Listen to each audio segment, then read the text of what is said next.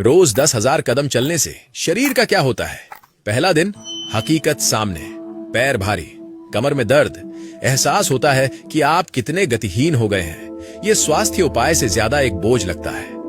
7वां दिन, सूजन गायब, चलने से लस्सी का तंत्र सक्रिय होता है, विषाक्त पदार्थ निकलकर चेहरे की सूजन घटाते हैं, पाचन सुधर रहा है, खाने के बाद ऊर्जा में गिरावट भी खत्म। 15वां दिन, चयापचय रीसेट, इंसुलिन संवेदनशीलता चरम पर, शरीर अधिक कुशल वसा जलाने वाली मशीन बन रहा है।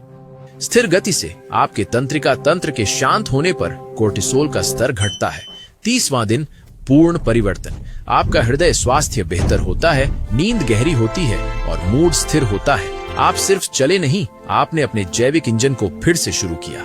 आप हल्का, तेज और मजबूत महसूस करते हैं। आपने स्वास्थ्य की ऐसी नींव बनाई है जो हर लक्ष्य को सहारा देती है। आपका जैविक तंत्र सुधरा है,